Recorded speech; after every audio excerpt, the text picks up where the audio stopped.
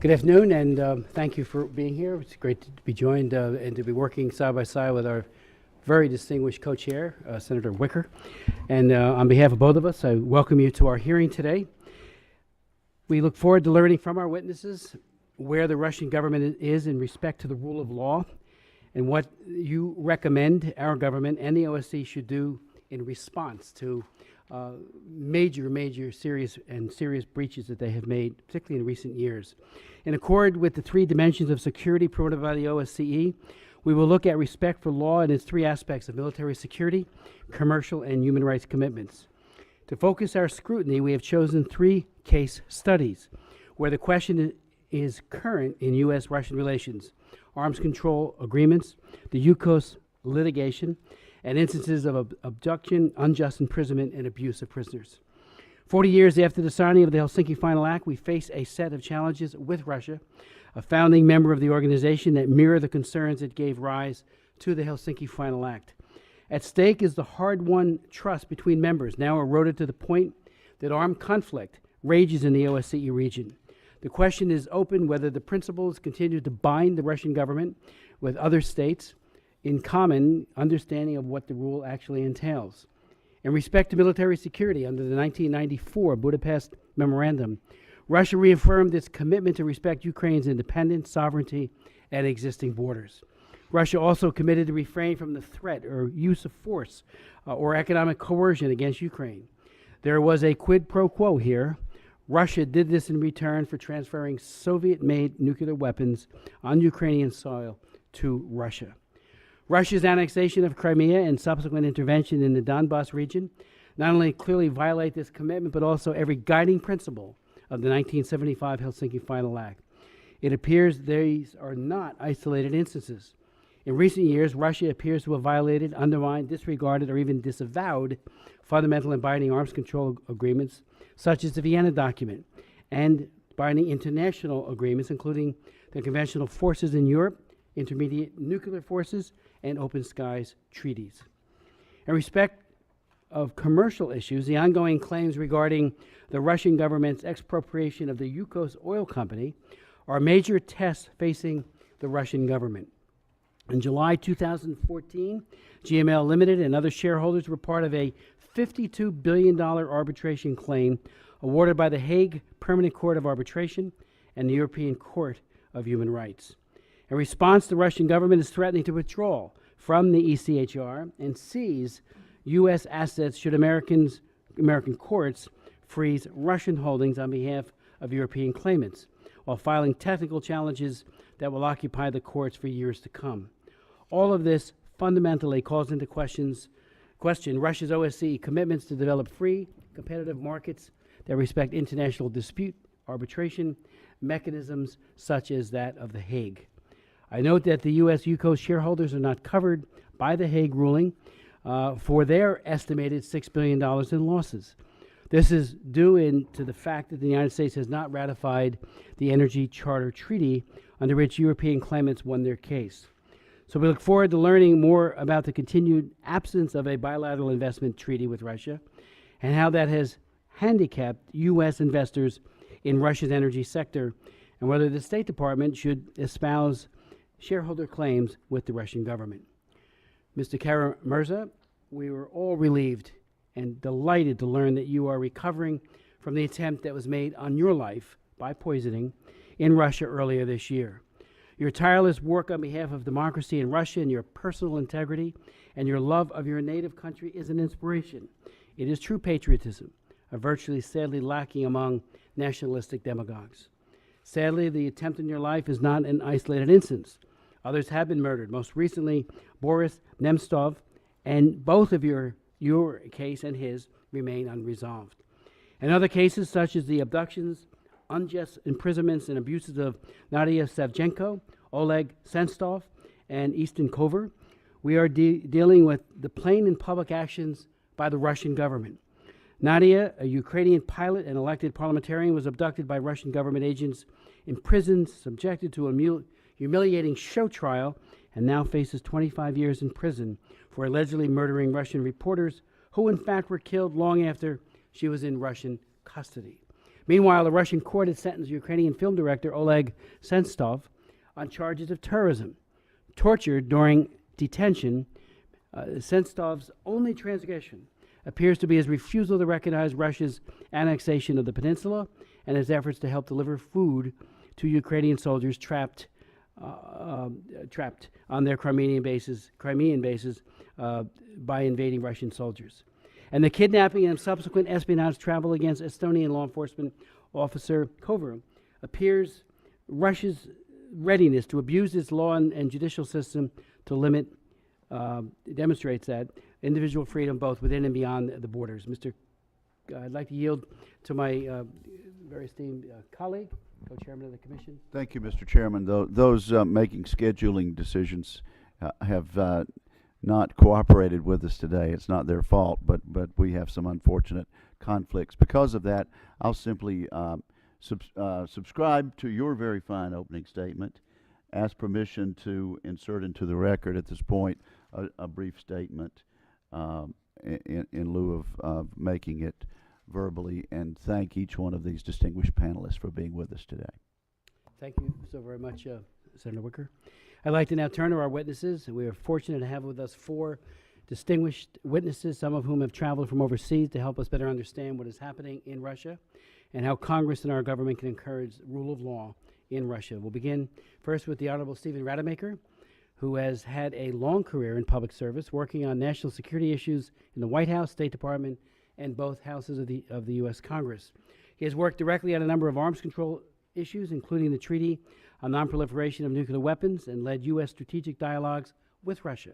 He has testified on numerous occasions before the House Committee on Foreign Affairs, the House Armed Services, my subcommittee, and has spoken repeatedly about Russia's violations of arms control treaties.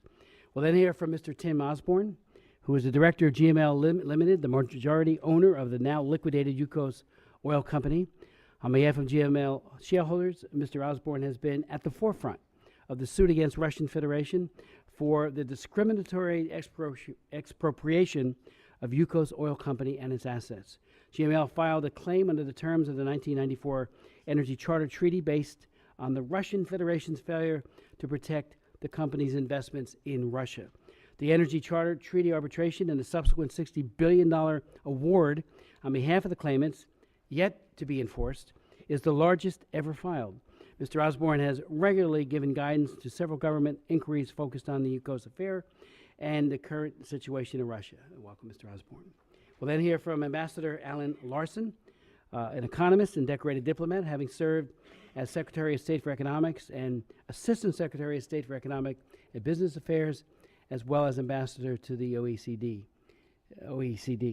He has helped win approval of the U.S. Committee on Foreign Investments in the U.S. For some of the highest profile foreign investments in the U.S., including several state-owned companies and sovereign wealth funds. He is currently with Covington and Burlington, assisting U.S. Yukos shareholders pursuing compensation for their illegally expropriated shares.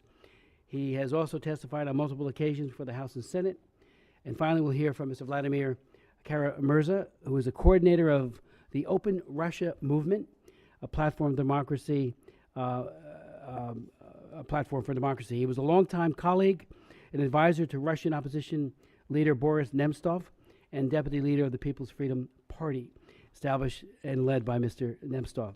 Mr. Kara-Murza has been a journalist, a candidate for the Russian parliament, and a Russian presidential campaign manager. He has also testified in human rights situation in Russia, both in the U.S. and in Europe, including speaking in support of the U.S. Magnitsky Act, as well as calling for similar legislation in Europe. We are joined by Mr. Adderholt. Any opening comments? Okay. So I'd like to now yield to Mr. Rademacher for his opening. Thank you very much, Chairman Smith and Co-Chairman Wicker, Mr. Adderholt. I very much appreciate the opportunity to speak to you today on this subject. I do need to begin with an apology. I have to leave at 3 o'clock to catch an airplane. I think that was understood when I agreed to do this, but I'll stay as long as I can, and then with apologies leave. As you indicated, Mr. Chairman, in your opening statement, this panel is to look at the three dimensions of the OSCE and Russia's compliance with the rule of law across those three dimensions. I've been asked to focus on the security dimension and particularly focus on Russia's compliance with five arms control type agreements: the Budapest Memorandum of 1994, the Conventional Forces in Europe Treaty of 1990, the Intermediate Range Nuclear Forces Treaty of 1987, the Open Skies Treaty of 1992, and the Vienna Document on Confidence and Security Building Measures, first agreed in 1990 and most recently updated in 2011. What I do in my prepared remarks is go through each one of these and sort of summarize what the agreement provides for. Then I look at how Russia has complied or failed to comply. And then at the end of my prepared remarks, I draw some overall conclusions about what we can expect from Russia and why they're behaving as they are. Here I just intend to summarize, and perhaps briefly I'll run through those five agreements. The first one is the Budapest Memorandum, and Mr. Chairman, you spoke pretty clearly to that. It's worth recalling that in 1994, Ukraine was the proud owner of the world's third largest nuclear arsenal. They had inherited it from the Soviet Union. And what the Budapest Memorandum was about was persuading Ukraine to give up the world's third largest nuclear arsenal. As part of that, they received some security assurances from, among others, Russia. And I'll just quote what the relevant assurance was, because it's quite remarkable in the context of what's happened over the last year or so. Russia, among others, pledged and I'll just quote here, pledged to reaffirm their obligation to refrain from the threat or use of force against the territorial integrity or political independence of Ukraine. Obviously, the Russians have made a mockery of that since last year. And I mean, they've been called on that by the Obama administration and by everyone else. And it does raise questions about whether countries in Ukraine's situation in the future, who are being asked to make sacrifices in the nuclear proliferation area in exchange for security assurances, whether they will take those assurances seriously, given what's happened with implementation of the Budapest Memorandum. The CFE Treaty was the conventional arms control agreement applicable to Europe. It was a very important agreement. It helped bring about the end of Cold War tensions in Europe. But throughout the 1990s, Russia became increasingly uncomfortable with it. And in 2007, President Putin simply announced that Russia would suspend, and that was the term he used, he would suspend Russia's implementation of the treaty. There's no provision in the treaty for suspension of implementation, so the reaction of the other parties has been to say that that's simply not a permissible option. But by 2011, it was evident that Russia was not going to come back into compliance. So as of today, the treaty remains in force among the other parties, but Russia does not submit to inspections and data exchanges under the treaty. And we don't allow Russia to do inspections in other countries as a corresponding measure. And I think the fundamental issue here is Russia simply concluded this treaty was not serving their interest as they were fighting wars in places like Chechnya, and there were issues about their deployments of forces in Georgia and in Abkhazia and South Ossetia, as well as in Moldova. So for them, the treaty became an irritant, and they simply disposed of it. The INF Treaty is a commitment by the United States and four of the former Soviet states to not possess intermediate range missiles, that is, missiles with ranges between 500 and 5,500 kilometers. This is another treaty that Russia has become increasingly unhappy with over the years. As of last July, the Obama administration concluded that Russia was in violation of the treaty because they were testing a missile of INF range in violation of the treaty. It took the administration a while to come to that conclusion. I think they appeared to be reluctant to come to that conclusion, but the facts forced them to do so. Russia claims that it's still in compliance. It disputes the notion that it's violating that treaty, but the position of the United States government is that Russia is in violation of the INF treaty.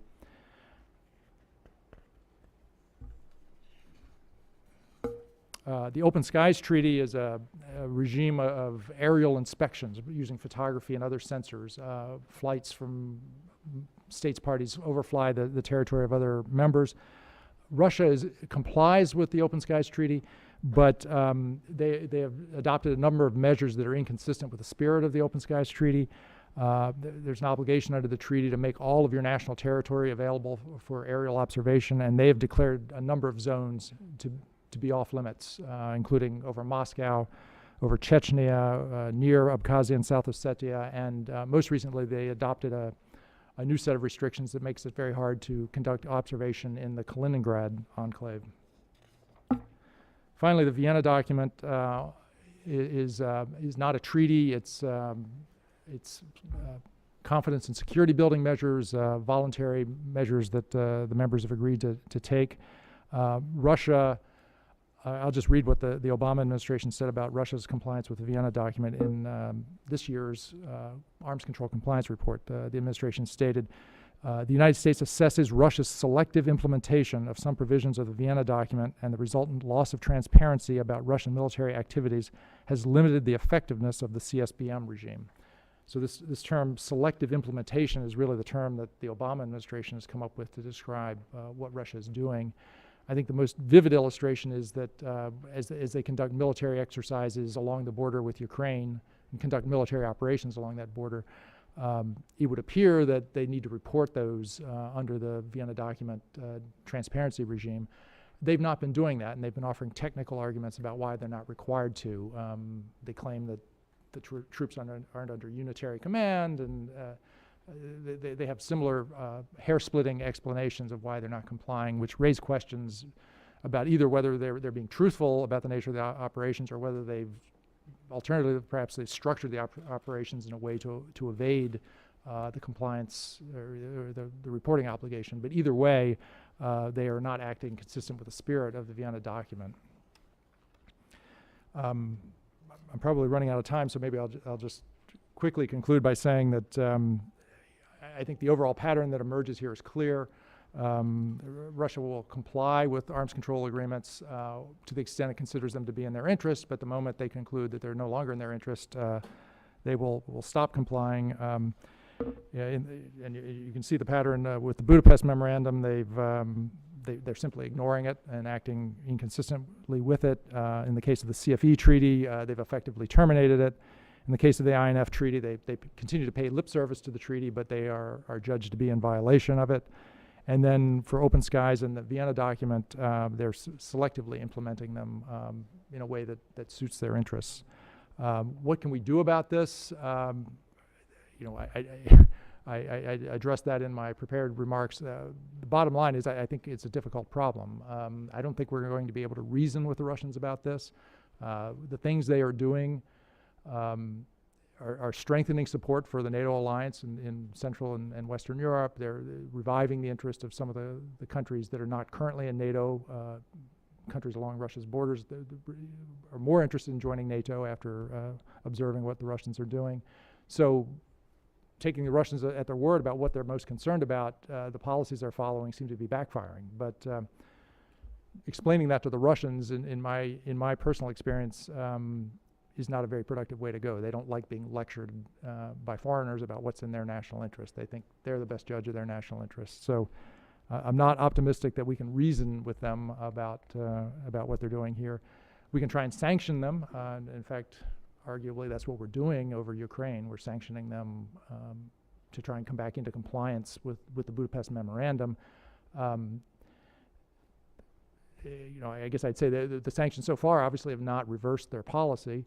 And personally, I have a hard time imagining some combination of additional economic sanctions that we could apply on Russia that would yield a different outcome.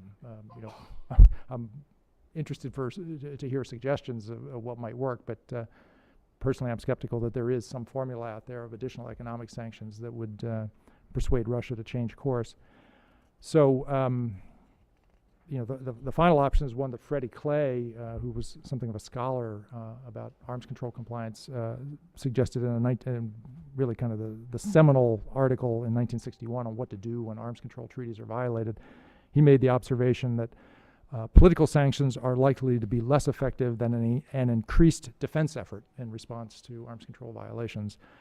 So I think that observation is true, but I guess the Russians seem to be calculating that there's not the will in the United States and among other NATO members to respond to what they're doing through an increased defense effort at this point. And So if we have no good options for persuading the Russians to change course, I think we're just going to have to be patient and deal with them as they are in the meantime. I'm confident that in the long term, Russia will realize that it's not in their national interest to have a confrontational policy or a policy of intimidation toward their neighbors in Europe, but they don't seem to have recognized that today, and I think we just need to wait until they come around. Thank you for your testimony. We are, as you can probably hear from the buzzer, we have been called for a vote, so we want to do a little short recess here and allow Congressman Smith and myself and Nell go cast our votes. So we'll just take a short recess for a few minutes and we'll pick back up in probably after, I think there's 3 more votes.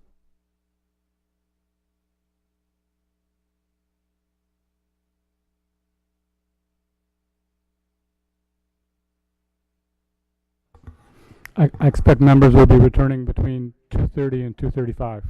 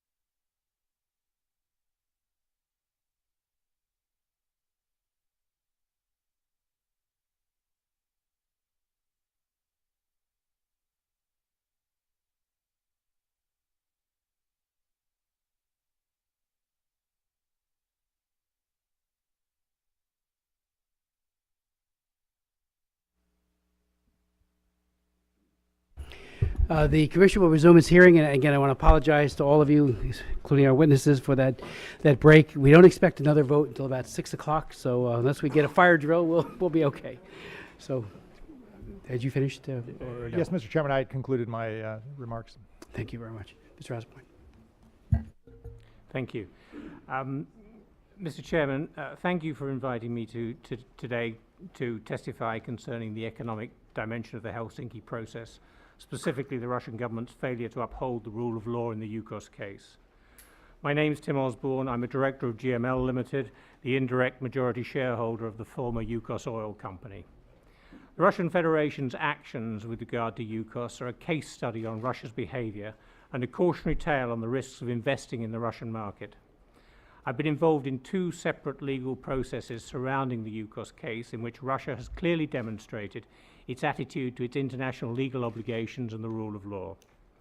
Today, I will address the following key points: Russia's violations of its international legal obligations in the Yukos affair, the importance of rule of law mechanisms, specifically the Energy Charter Treaty and the New York Convention, and GML's ongoing enforcement and collection actions in the United States and globally. GML Limited, through its wholly owned subsidiaries, and Veteran Petroleum Limited, a pension fund for Yukos employees, owned approximately 70% of Yukos. When Yukos was nationalized in 2004 through spurious tax claims and rigged auctions, we tried very hard to talk to the Russian Federation to reach a reasonable compromise, and have tried many times since. These approaches are mainly ignored, but otherwise completely rejected. Consequently, in 2005, Hully, Yukos Universal and Veteran filed suit and began arbitrations under the Energy Charter Treaty at the Permanent Court of Arbitration in The Hague. The Energy Charter Treaty is a multilateral investment treaty reached in 1994 to promote investment in the energy sector of the former Eastern Bloc nations, and included a dispute resolution mechanism for disputes between investors and host countries. In July 2014, the Independent Arbitration Panel concluded that the Russian Federation had, in violation of the Energy Charter Treaty, expropriated Yukos without paying any compensation. The tribunal awarded damages to Hully, Yukos Universal and Veteran in excess of $50 billion. This is the largest amount of damages ever awarded in a commercial arbitration, and would not have been possible without the use of the Energy Charter Treaty. Russia has applied to the courts in The Hague to have the awards set aside. This is not an appeal, but a limited right to have certain aspects of the awards reviewed by the court. In particular, Russia has the right to ask the court to consider in full whether there was in fact a binding arbitration agreement. In my view, the application to set the awards aside has little chance of success and is nothing more than a further delaying tactic. The Russian Federation's strategy throughout the arbitration process was primarily to delay matters as much as possible. Another important rule of law element to this case is that there is a mechanism to allow collection of the awards. The New York Convention is a multinational treaty signed by over 150 countries, including Russia. It provides a framework for the recognition and enforcement of arbitration awards. In order to enforce an award, it must first be recognized or confirmed by the local court. Once recognition is complete, then the award becomes a binding ruling of the local court and is enforceable as such. Enforcement is effected by identifying and claiming relevant assets belonging to the defendant's sovereign government. Enforcement usually is not possible against diplomatic, non-commercial assets of a sovereign state used for sovereign purposes, e.g. embassy buildings. Enforcement and collection of the awards is not simply theoretical. It is happening as we speak. In the United States, we commenced our recognition action, here called confirmation, by issuing proceedings in the district court in Washington. The court gave permission for the papers to be served on the Russian Federation. Russia has appointed a leading US law firm to represent it, and the Russian Federation's deadline for filing its opposition brief was yesterday. They filed late last night, and it's a voluminous filing which we've not yet read, but it gives you some indication if I tell you it took 6 hours for them to upload the papers. We've commenced similar processes in the United Kingdom, France, Belgium and Germany. In France and in Belgium, the awards have been recognized already.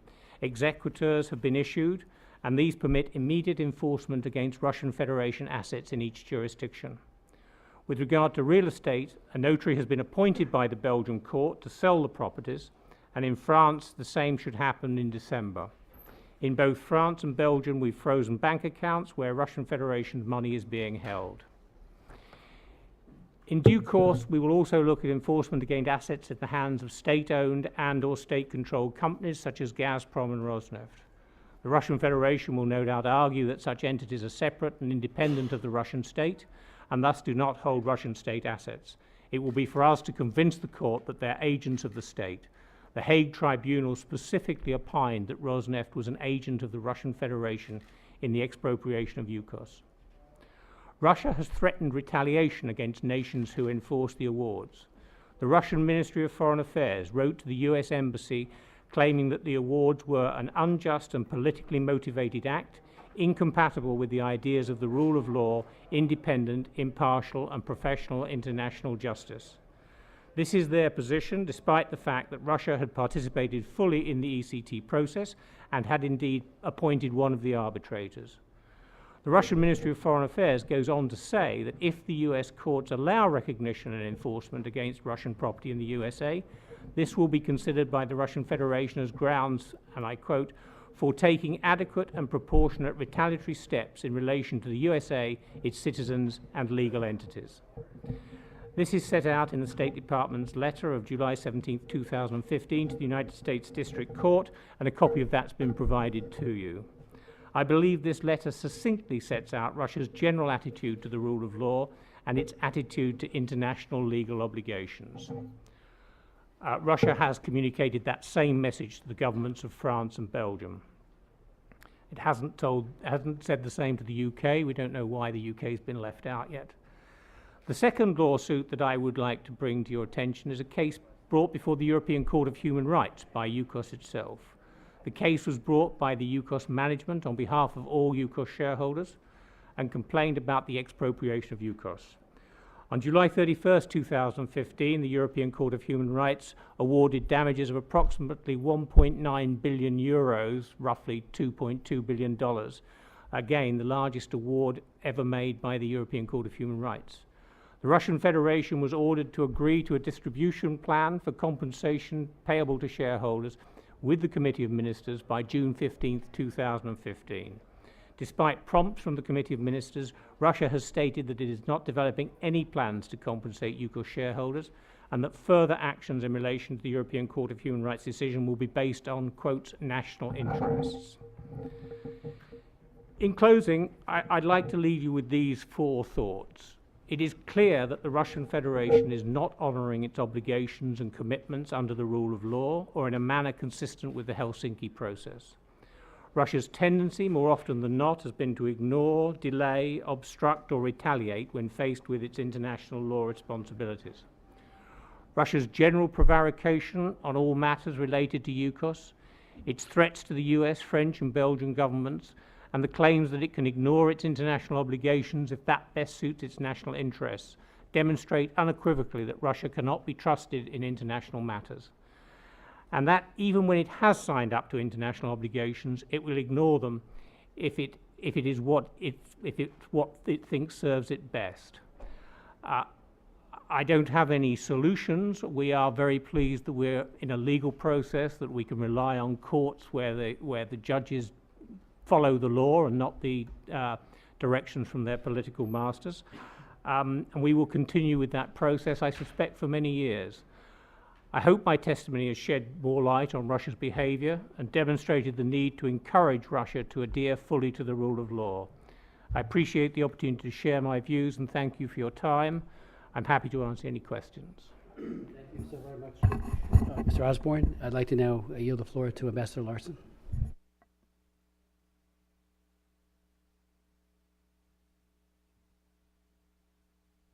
I'd like to submit my prepared statement for the record and summarize it briefly now. My name is Alan Larson. Objection, so ordered. Thank you. I'm Senior International Policy Advisor at Covington & Burling LLP. I also serve as Chairman of the Board of Directors of the U.S. Chapter of Transparency International. Earlier in my career, I was a career Foreign Service officer and served as Undersecretary of State for Economic Affairs during the administrations of Bill Clinton and George W. Bush. My testimony has been informed by those experiences, but the views I'm expressing today are my own.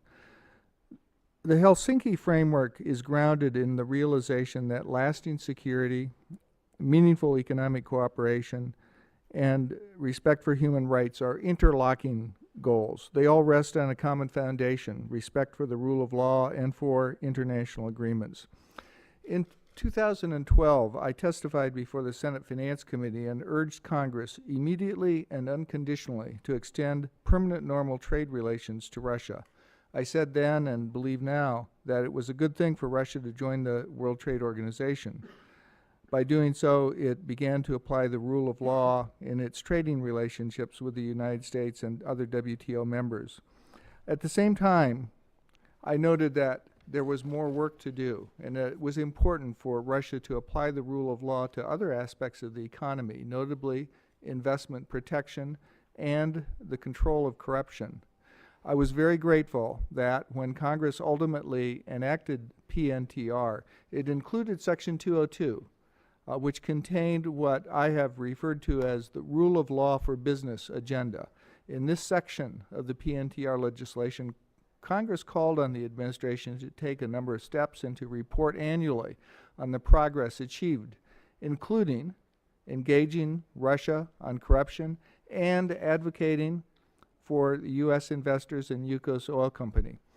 My firm represents the American investors in Yukos Oil Company. We believe that they suffered a loss of some $14 billion when Yukos was dismantled. As you said, the United States is not a member or signatory of the Energy Charter Treaty. However, the United States did negotiate a bilateral investment treaty with Russia in 1992.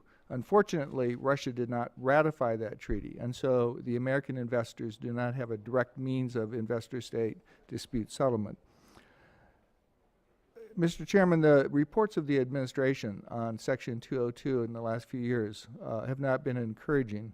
Russia has backtracked on its anti-corruption efforts. There's no indication that Russia is ready to compensate American investors in Yukos Oil Company. This is especially disappointing since 3 separate investor-state dispute settlement panels have each ruled unanimously that Russia expropriated Yukos and owes compensation to foreign investors in the company. More generally, the Russian Federation has not adhered to the Helsinki framework. In 2014, Russia's occupation of Crimea was a clear violation of the commitments Russia made in the Budapest Agreement of 1994. Russia has continued to intervene in eastern Ukraine in violation of the Minsk Agreement of 2014. Russia also has failed to comply with the human rights and humanitarian dimensions of the Helsinki framework. Russian authorities have cracked down on civil society and government critics while curtailing freedom of expression. The destruction of Malaysia Airlines Flight 17 is another very, very troubling example of Russia's failure to respect the rule of law. The United States and the European Union, among others, have responded to Russia's conduct in Ukraine by imposing sanctions. It's important for the United States to hold Russia to account, but to be effective in calling other countries to account, we must maintain the highest standards of our own compliance with Helsinki. In my written testimony, I've drawn attention to some recommendations of Transparency International USA in respect of increased transparency on the financing of election activities, as well as targeted provisions relating to beneficial ownership and undisclosed self-dealing. I believe that action on these recommendations would further strengthen the platform the United States is on when it seeks to hold Russia accountable. In summary, Mr. Chairman, I recommend that Congress and the administration take the 8 following steps. First, recognize that respect for the rule of law is a strategic objective that lies at the heart of the security, economic, and commercial and human rights dimensions of the Helsinki framework. 2, ensure that Russia is held accountable for its actions in Ukraine, including its occupation of Crimea and its interference in eastern Ukraine. 3, press Russia to implement the rule of law for business agenda that Congress included in Section 202 of the Russia PNTR legislation. 4, make clear that American shareholders in Yukos Oil Company must be fully compensated. 5, seriously engage Russia on the anti-corruption agenda. 6, urge Russia strongly to open up more political space for civil society to operate in Russia. 7, maintain a common line with the European Union and others on sanctions policy related to Ukraine. And 8, demonstrate that the United States itself is seriously committed to lead by example, and in this regard give due consideration to the recommendations that Transparency International USA has called for and which are included in my testimony. I want to conclude by thanking you for the opportunity to testify. I believe that Russia's non-compliance with the Helsinki framework is a very serious foreign policy challenge that demands a thoughtful, a firm, a bipartisan, and a sustained response. I would be pleased to address any questions or comments you may have. Thank you so very much, Mr. Ambassador. And I'd like to now yield the floor to Mr. Karen Muzera. Thank you very much, Mr. Chairman, and thank you for holding this important and timely hearing and for your invitation to testify. It is an honor to appear before the Commission. This year marks the 40th anniversary of the Helsinki Final Act. And while many things have changed since its signing, one unfortunate fact remains the same. Just as the Soviet Union did in 1975, the Russian Federation today, after a brief democratic interlude of the 1990s, treats the human rights commitments undertaken under the Helsinki process as a dead letter. The freedom of expression, which is guaranteed under the Copenhagen Document and other OSCE statutes, has been an early target of Vladimir Putin's regime. One after another, independent television networks were shut down or taken over by the state. Today, the Kremlin fully controls the national airwaves, which it has turned into transmitters for its propaganda, whether it is to rail against Ukraine and the United States or to vilify Mr. Putin's opponents at home, denouncing them as, quote, traitors, end of quote.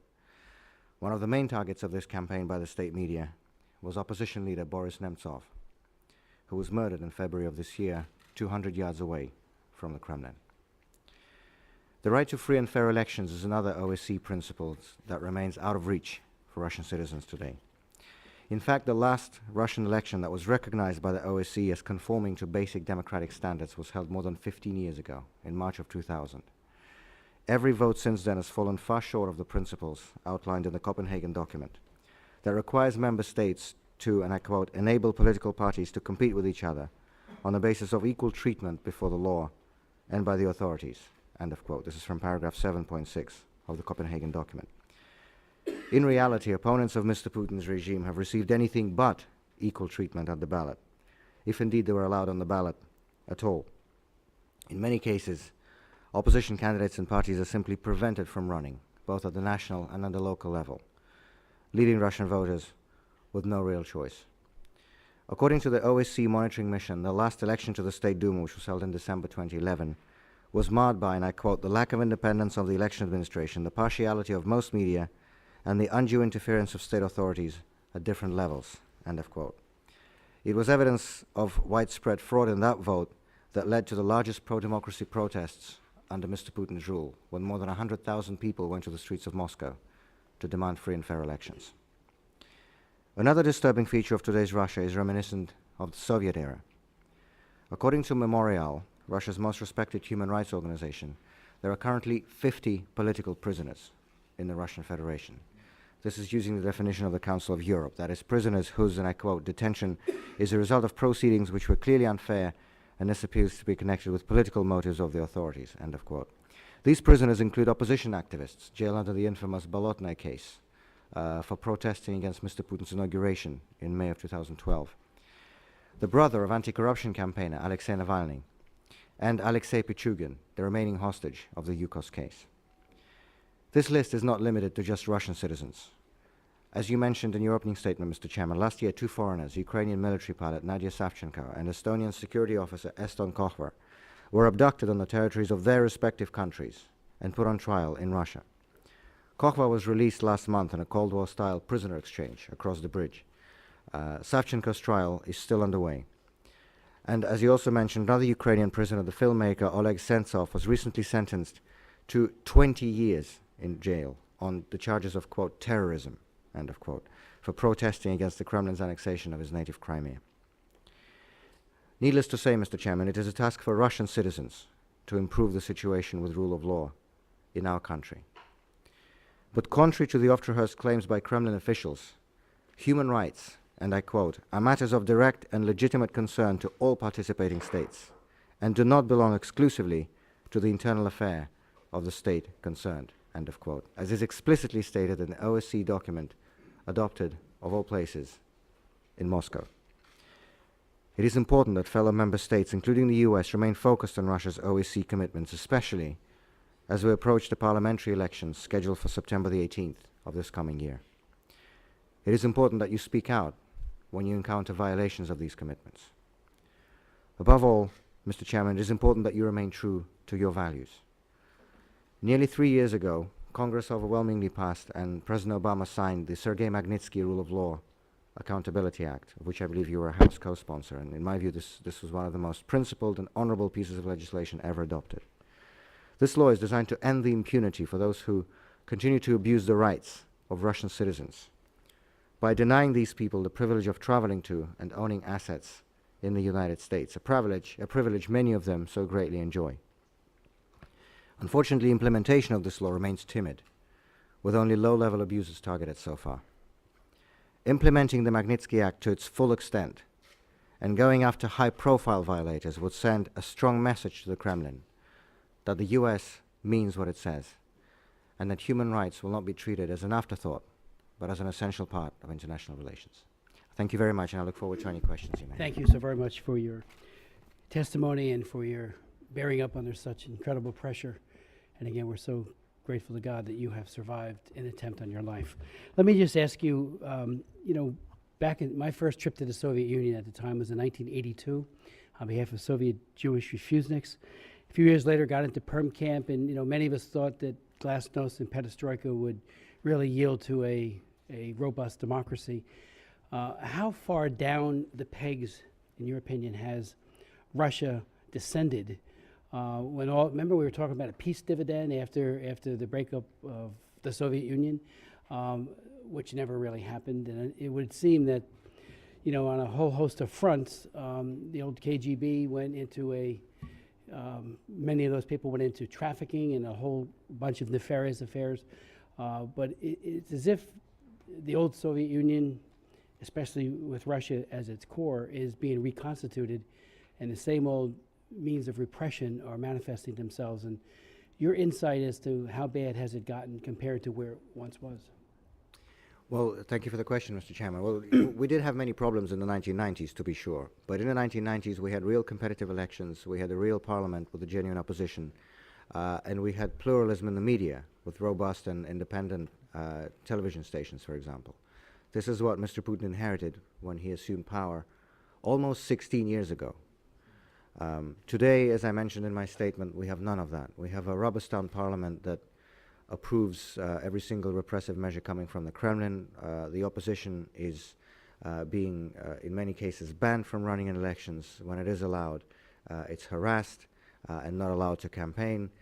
Most of the media, especially electronic media, television networks, have become propaganda outlets for the regime. We have no working judicial system. The courts have become obedient tools for the Kremlin in its political repressions, among other things. I mentioned the numbers of political prisoners we have today. So it really is very bad. But what gives me hope as I travel around Russia in the regions, as we, what we do at Open Russia is to try to build the widest possible platform for democracy and civil society activists. And I see many people outside of Moscow and St. Petersburg also who want a normal, democratic, rule of law-based European future for our country. And this is why, despite the fact that the last few months have been especially bad and especially dark, especially since Boris Nemtsov was murdered, the leader of the Russian opposition, I still remain optimistic in the long term that we have a future based on justice, on freedom, and on the rule of law, that we are not destined to remain under this system we have now. And, Soviet dissidents used to have the saying, night is darkest before the dawn. And it's certainly very dark now. but I'm still hopeful for the future. And actually, while there are very many things, and it's very important that you bring up this issue, very many things that are similar to the Soviet regime's practices, censorship, political prisoners, the absence of free election, and so forth, there is one important difference in the nature of the regimes, and that is that while they harassed and imprisoned dissidents, Brezhnev, Suslov, Andropov, and the likes did not hold bank accounts in the West. They did not send their kids to study in the West. They did not buy yachts and villas in the West. The leaders of the current regime do all that. They want to rule over Russia in a manner of, Zimbabwe or Belarus, but they themselves want to enjoy all the privileges and the perks that the free world has to offer. And this is why I think the Magnitsky Act and the Magnitsky-type sanctions are so important, because they strike at the very heart of this rotten system. And it ends this double standard. It ends this impunity. And I think it's very important that you continue on this path of sanctioning, not sanctions against Russia as a country, but sanctions, personal targeted sanctions against those human rights abusers and those corrupt officials who take advantage of our country and rob it of its future. And it is your testimony that the administration has been, quote, timid in implementing Magnitsky? I believe so, because if you look at all the names they've added over the past 3 years, they've been mostly low-level, not mostly, all of them have been low-level abusers. Fall guys, essentially. I'm not saying these people aren't responsible. Of course they should be targeted also. But they shouldn't be, this glass ceiling, as it were, on the implementation of the Magnitsky Act. It should be applied to all the abusers, regardless of their rank, regardless of their position. And there was actually a case in this country, outside of the Magnitsky Act. It was a separate case. In fact, the co-chairman of this commission, Senator Wicker, last year requested that the FBI open an investigation under the anti-money laundering legislation, Foreign Corrupt Practices Act, into a person called Mikhail Lesin, who was head of Gazprom Media at the time, the largest state propaganda outlet of Mr. Putin in Russia today. And it was found that he purchased some luxury real estate in California. And so Senator Wicker requested that the FBI open an investigation. They did open an investigation last December, and a few days after they opened the investigation, Mr. Lesin had to step down from his post. This is just to illustrate that this process is effective. These personal targeted sanctions are effective. And it's my sincere hope that the U.S. Administration is not timid, but is bold and committed about going forward with these sanctions against these abusers and human rights violators. This is a pro-Russian measure. When the Kremlin says it's an anti-Russian measure, they're dead wrong, as they are in so many things. And these measures are actually popular with the Russian people, as several opinion polls have showed, because Russian people understand that this is not against the country, this is against the bad guys. And I hope you continue with this work. Let me ask you, Mr. Osborne, are there other cases where Russia either lost their decision, as they lost in your case, and have they paid? There have been two other cases on the Yukos facts brought, one under the UK Russia bilateral investment treaty, and one by Spanish investors under the Spanish-Russia bilateral investment treaty. Both of those decisions were exactly the same as ours, that Russia had expropriated the assets illegally and should pay compensation. The Rosinvestco case collapsed because the award of damages was not sufficient to warrant the investors moving forward to the appeals in Sweden. The Spanish investors are currently litigating in Sweden on the appeal on the jurisdictional decision. So that's ongoing. So Russia hasn't paid anybody anywhere at the moment. You mentioned that they did a filing last night, and it's voluminous. It's voluminous, and in the United States, and they're arguing basically that there's no jurisdiction for the U.S. court, and that in any way there's sovereign immunity. So and the New York Convention does not apply because of certain specific arguments, which I haven't yet had a chance to look at. Again, what has been the timeline? How many years to date, and how many more years do you think, especially with their ability to try to run out the clock somehow? Well, we started this case in 2005, and we got the final arbitration award in July 2014, so that was about 9 years. We now have, because we're just assuming Russia is never going to pay, so we have to collect. That could easily last another 9 or 10 years, but it's incremental. We can go country to country, asset to asset. So we will start, I believe, collecting assets in France and Belgium next year. It'll take longer in the UK and the US because under the common law regime you have to complete recognition before you move to enforcement. But we will keep going. We are determined to enforce this award. We believe in the award. We believe in the rights of the shareholders to collect under this award. The expropriation was illegal. And as I said before, we're very pleased that we have access to courts where the rule of law does apply, and there's a separation of power between the courts and the politicians, so that we can rely on the judges to reach the right decisions, and they will just apply the law as they interpret it, and that's all we've ever asked for. Ambassador Larson, in your testimony, you said there is no indication that Russia is convinced that compensation for American investors is a priority for the U.S. government. There is certainly more that the administration can and should do to advance the rule of law for the business agenda that Congress mandated in Section 202. Could you elaborate on that?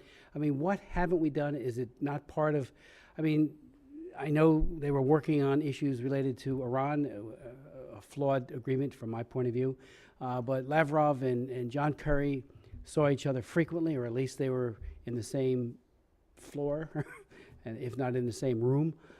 Is it just that it's just out of sight, out of mind? They never raised this? Are there others that ought to be raising it?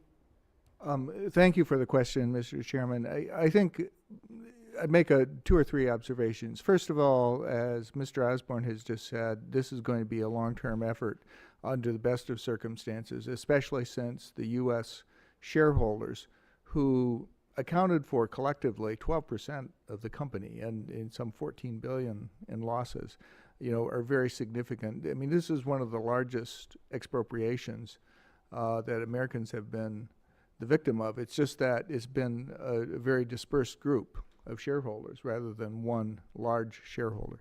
Second, I would put the focus personally on Russia's lack of response more than the administration's lack of effort. I think the administration has taken steps to bring this to the attention of the Russians. I think the Russian reaction, as so far as I can understand it, has been similar to what Mr.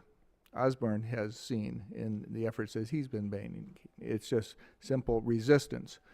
But the third point I'd make is this.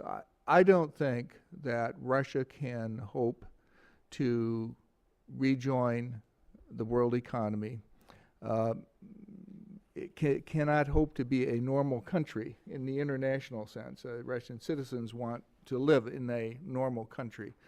If Russian citizens, I think, want to live as a normal country within a global economic framework, when that time comes, it's very important that Americans and American shareholders have a seat at the table, and that's the effort that we're engaged in. Do you think that Russia's pivot towards China, both militarily as well as economically, accounts for their being less responsive to rule of law issues? Because certainly China is not shown itself to care all that much about human rights in general and rule of law in particular. I mean, I can foresee, and I've chaired 55 hearings on human rights in China. Can't even get a visa to go there anymore. And what has struck me is how gullible we in the West have seemed to be with China in thinking they'll follow the rule of law and contract law, copyrights and the like. And I think at the day of their choosing, that can quickly go away. So I'm just wondering what your thoughts are, all of you, if you would, this pivot to China by Moscow. I do certainly on the West for definitely. I agree with your basic orientation, which is that having stepped away from an international framework of rule of law and global institutions, there has been a tendency to strike separate deals to try to recreate some of the economic relationships that were so important during the Soviet era. I think this is a losing proposition from the standpoint of an international economic strategy.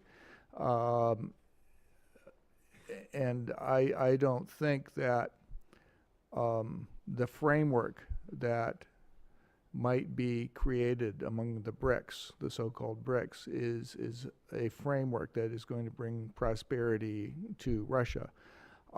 One of the things that the United States has done very well, in my opinion, since World War II has been to create on a bipartisan basis an international economic framework. The Bretton Woods institutions, World Bank and IMF, the World Trade Organization, and just a framework of international economic law that has permitted lots and lots of countries to become more prosperous. Russia looked as if, in the 1990s, it was on an effort, on a pathway designed to become a bigger part of that international economic framework. They've taken a detour. I think they need to get back on that path if they're going to be successful as an economic country. Yes, Mr. Osborne. I think it's interesting that they've turned to China, because one of the things that Mr. Putin fell out with Mr. Khodorkovsky about was his desire to build a pipeline to China to deliver oil and gas. I think on the whole thing with China is more a sort of paper threat than a real problem, because it doesn't have the ability to deliver its oil and gas, which is its principal exports, anywhere but to Europe, because that's where the pipelines are. So I think it's sort of trying to show it's got alternatives, but I don't think it has realistically. Yes. I would just add, Mr. Chairman, that in my view, and I'm the only Russian on this panel, in my view, this so-called pivot to China goes directly against our country's long-term national interest, because, frankly, the Chinese authorities, I think, see us as a potential source of territory in the future, quite frankly, and historically and civilizationally. I think Russia's a European country. Where, in general terms, we're part of the Western world, and I think that's where our rightful place is. And to, this regime that we have in the Kremlin right now may try to, pretend otherwise and take some steps to show that it thinks otherwise. But I think, first of all, it's not going to work in the long term, because our future is European. I'm convinced of that, and I think, frankly, it's against Russian national interest to try to even do that. But, they don't often think about Russian national interests, especially long-term ones. Let me ask you, has the Orthodox Church shown itself to be helpful to political dissidents? We know that during Soviet times, it was the church itself, except for some collaborators, that was targeted for destruction and desecration, and many of its priests and metropolitans were slaughtered. I remember visiting museums on atheism in Leningrad. One of them was in It was in a Kazan cathedral, right. I couldn't Yeah. believe how, all the three major religions of the world were desecrated inside of that building as jokes and folly, and young people were being marched through. But the church now has regained a great deal of, particularly the Orthodox Church, a great deal of credibility and stature, and I'm wondering if they're being helpful on human rights cases and also on rule of law issues. I think in this question it would be right to make a distinction between the church as a whole, including the believers, the clergy, and the top hierarchy. Because I think if we take the top hierarchy, the metropolitans, the patriarch, they've been generally very loyal to this regime and supporting it in many cases. Although when we did have the mass protests, pro-democracy protests back in December 2011, the patriarch made a statement where he said that we have our parishioners on both sides of this, both in the protests and in the Kremlin, essentially. I think that would be the right position for the church hierarchy to take. Unfortunately, too often, the top leadership of the church has taken a pro-regime position. However, if you take clergy, there are several well-known clergymen who have been vocal on human rights issues. And one example that springs to mind is Father Georgi Edelstein, whose son is the Speaker of the Knesset now, Yuli Edelstein in Israel. But he's a Russian Orthodox priest in the Kostroma region. It's a few hours drive away from Moscow. He's actually a member of the Moscow-Helsinki group. He's been vocal on human rights issues for many years. And of course, if you just take ordinary churchgoers, the patriarch was right in 2011. You have people on both sides of the divide. So I think we have to distinguish the bureaucracy, if I may be permitted that word, of the top bureaucracy of the church structure, and the church generally as a whole. I think they show two different stories on this front. Let me, we know that Russia is violating basic rules of Interpol and often putting people on the list who are exposing, as in the Magnitsky case itself. What would be your advice on how we can, our Parliamentary Assembly has for at least the last 5 years included language in our declaration that we do at the end of our Parliamentary Assembly in the summer months, in July, a strong exhortation not to abuse Interpol. And I worry about, Mr. Osborne, people like you who, can you travel back to Moscow without fear? I know you're going back, Vladimir, and we are concerned, and the Commission will follow you very closely because we are very concerned about your welfare. Well, I wouldn't go to Moscow, but I think I'd probably have no trouble getting in, but the return trip might be a little more complex. I think my sense of Interpol is that they don't exercise their discretion to refuse red notices that are clearly political. They take Russia's word for it, and that's the ridiculous thing. You can't get anywhere with Interpol now.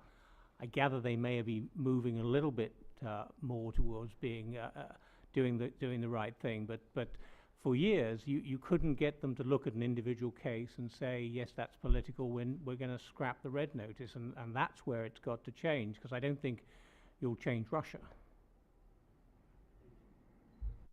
I would add, Mr. Chairman, first of all, I'd just like to take this opportunity to express my gratitude for the concern and the statement you put out after what happened to me. I'm really grateful for it, and I'm grateful to be here. On your Interpol question, I think it's been a long-standing and frankly unacceptable practice that Interpol accepts at face value the politically motivated requests that the Kremlin regime puts in. Although the Interpol's own constitution in Chapter 3 specifically prohibits it from engaging in political cases, in practice it has been doing so. We've seen several people connected with the Yukos case put on Interpol notices.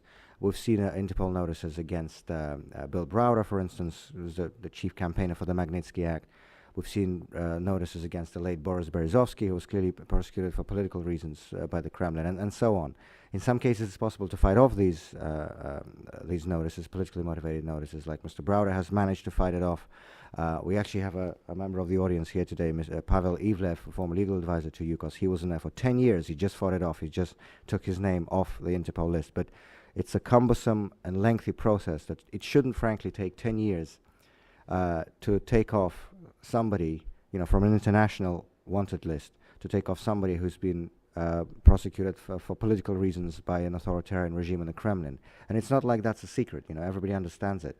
So I think those member states of Interpol that are democracies, that are based on rule of law, like the United States, could initiate maybe internally a process of reforming the organization to strengthen the transparency, to strengthen the overview, the oversight of these cases. And it's not just the Kremlin regime that abuses it. I think there have been cases from Belarus, from Iran, from other authoritarian states that have been using this international clout, frankly, that an Interpol notice gives, and using it also for the domestic propaganda purposes. You never hear them, you would never hear on state television news in Russia that somebody managed to remove their names from the list. But whenever there is a notice issued, that's, front page news. So they also use it for domestic propaganda. And I think, frankly, it's an unacceptable situation, and it's high time democratic member states of Interpol did something about it. I have nothing really to add. I've seen the same problem that we've just heard described. So, let me ask you, Mr. Osborne, are there sufficient numbers of assets, Russian assets, that courts are able to seize to bring at least some closure, some coverage for those people who have lost so much? I mean, do they have that much abroad? Absolutely. I mean, we might have trouble finding $50 billion if we're unable to pierce the corporate veil of companies such as Rosneft and Gazprom. But we can certainly find double-digit billions of dollars in assets. We've got 150 countries to go to. We're only in 5 so far. We know where there are assets, and we have it I wouldn't say well planned, but we have it planned, and we're quite confident that we can make sure that this is well worthwhile. Has the U.S. government shown support for that approach? Or are they fearful of, I'm talking about the administration now, of a retaliatory action by the Russians? Well, I'm going to see the State Department tomorrow, so and that'll be the first time I've seen them since that letter arrived. But I think the fact that they immediately sent it on to the court and had it put on the court's docket indicates that they were less than impressed by it. I think the U.S. Administration has been generally supportive in terms of listening to me and what it said over the years. We've never asked them for anything because, as I said before, we're comfortable with this being a legal process. We have faith in the courts of this country in the same way that we have faith in the courts of the countries in the UK and Western Europe. So, we keep the administration informed. We keep people on the Hill informed because we want people to know what's going on and to have the right facts at their disposal. And the only thing that we can really ask from the political side is for an assistance in trying to reach a settlement with the Russian Federation so that we can stop all this process. But as I said in my testimony, we've tried endlessly to talk to them, and usually we're just completely ignored. But if they do deign to give us any response, then it's just an outright refusal to discuss it. Ambassador Larson, is there, and please answer anything along those lines, is there anything besides espousal by the State Department that could be done? We have certainly made the case that American investors, the 20,000 of them that suffered losses from the expropriation of Yukos Oil Company, need their government to advocate on their behalf, need to press the case with the Russian authorities that the U.S. investors simply cannot be left off. There is a legal process underway that other investors can benefit from. The U.S. investors are in a very similar situation, except for the fact that Russia didn't ratify the bid, and we can't go to court. We cannot go to court to pursue it in that way. So I think we have to have, at the end of the day, the U.S. government prepared to basically say this is an obligation that you owe to the United States, and the United States will take care of making the payments available to the 20,000 plus claimants. At this stage, I think it's more a case of just making that case very strongly, very effectively, and very, very politically. And I think that we have had a very good hearing, frankly, from the U.S. government, including top officials responsible for Russia and top officials responsible for economics. So, I think that just as Mr. Osborne is confident that there are assets there and there are ways to play this legal process out, I'm confident that at the end of the day, Russia will see the light and will realize that U.S. investors have to be compensated. It will be a long, hard road, though, I predict. Can I just ask you, have other multinational corporations and U.S. corporations, has the Chamber of Commerce, have they learned the lesson from what has been done to Yukos, for example? Has it had a chilling effect on investments? Are they aware of it the way they perhaps should be, doing due diligence about risks when one invests in Russia? I don't have the numbers, but my understanding is there's been a significant drop-off in investment in Russia over the last years, and will continue to be so. And one of the things, our efforts are having an effect in Russia, because there's been a refusal to loan works of art for exhibitions in non-Russian countries. Gazprom, in its latest bond offering, was required. Out of fear of possible... Yes, because Okay, they're fear that I'll turn up with a truck and take them away. with a court order. Yeah, but more importantly, Gazprom, in its latest bond offering, has had to include a disclosure that the assets in Europe could be at risk because of our litigation efforts, and that's got to have not been popular to have to include that. And they should take notice that not only are you not going away, you're accelerating your efforts. I mean, I would ask all of you, is there a need for additional legislation? Secondly, we will do within the commission a second hearing. We will ask the administration to come. Let me know how your meeting goes, if you would, and pose true questions to them about where they are in terms of advocating, where they think we should go. So that'll be our second hearing that we'll follow up on from this hearing. But is there a need for legislation? Executive orders, for example, that the administration could better implement Section 202. I'm just thinking out loud now, or any other provision of law that if another step were taken, I think, Vladimir, your suggestion that more upper level people be included on the list. I was the sponsor of the Belarus Democracy Act, and if you look at that list, and Lukashenko is an easier, because he is not as powerful certainly as Vladimir Putin, but that list is a really good list of people that are barred from coming here, visa denial, and doing business here. And so that is room for follow-up as well, to take a good long look at that list again. Yes, Ambassador. Mr. Chairman, I would give the following response to your question. I think that there is a need for a persistent, sustained effort. And that was sort of my last point. I did give 8 specific recommendations. I'm not going to read those, but I encourage you to look at them. I think really pushing on Section 202 is important.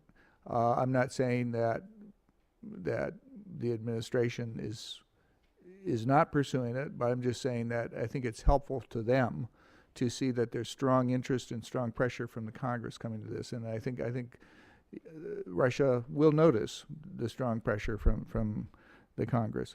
I think there are some of the things that I alluded to in terms of the Transparency International issues that actually play into some of the points that have just been brought up. We have been pushing for more clarity on beneficial ownership in terms of some of the property interests, because sometimes people do try to hide their assets in the United States. And I think there are ways where important tweaks in our law would bring greater clarity and ensure that there's no impunity.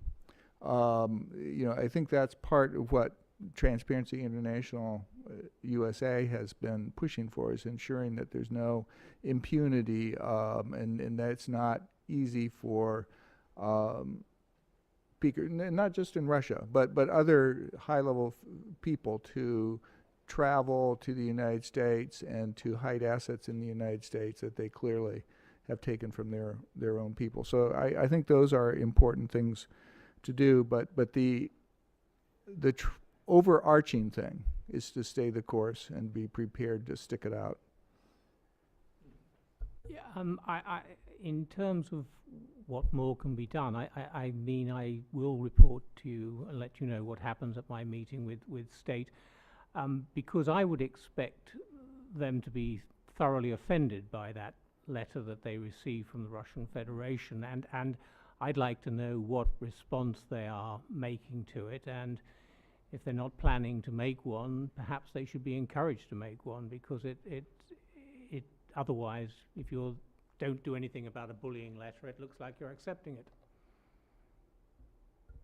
If there's anything you'd like to add before I just want to note that Cliff Stearns and Don Bonker, 2 former colleagues, are here.